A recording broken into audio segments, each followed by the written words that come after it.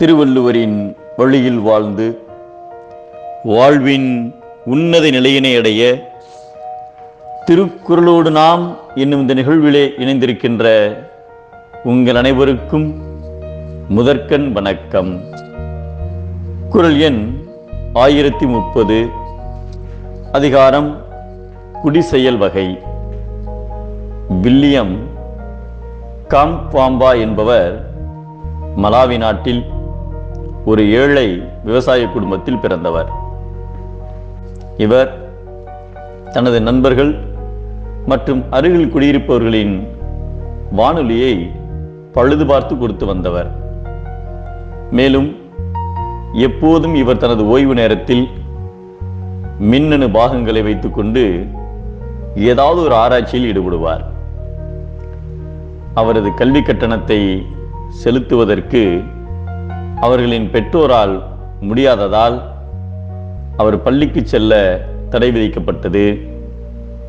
William தனது அறிவியல் ஆசிரியர் மூலம் பள்ளியின் நூலகத்தை அணுகுவதற்கு மட்டும் அனுமதி பெற்று அவ்வாசிரியரின் உதவியோடு ஆற்றல் உற்பத்தியை பற்றி அறிந்து கொண்டார்.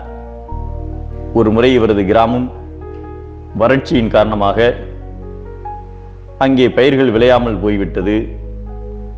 அதனால் அப்பகுதியில் மக்கள் மிகவும் சாப்பாட்டிற்கே வழியில்லாமல் திகைத்தனர். அந்த ஊரில் மின்சாரமும் இல்லை. இதனால் பொதுமக்கள் தானிய கடைகளில் கொள்ளையடிக்க ஆரம்பித்தனர். அங்கிருந்து சில மக்கள் விரைவில் கிராமத்தை விட்டு வெளியேறத் தொடங்கினர்.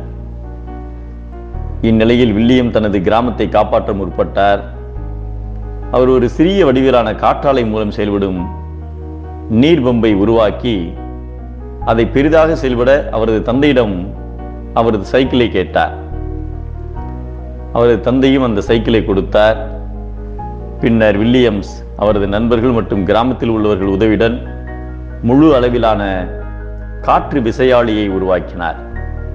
இது வெற்றிகரமாக பயிர் விதைக்க வழிவகுத்தது.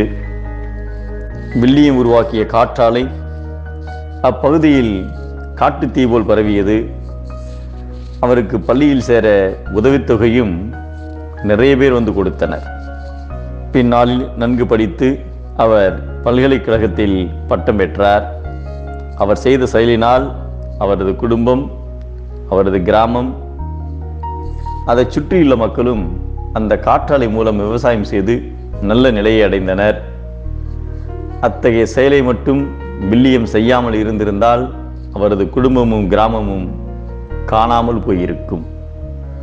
துன்பம் வரும்போது முட்டு கொடுத்து தாங்கும் நல்ல பிள்ளைகள் இல்லாத வீடும் நாடும் துன்பமாகிய கோடாரி அடிப்பகுதியை வெட்ட சாயும் மரம்போல் விழுந்துவிடும் என்பதை இடுக்கண் கால் குன்றிட வீழும் அடுத்தூன்றும் நல்லால் இல்லாத குடி என்கிறார் நம் தெய்வப்புலவர் திருவள்ளுவர்.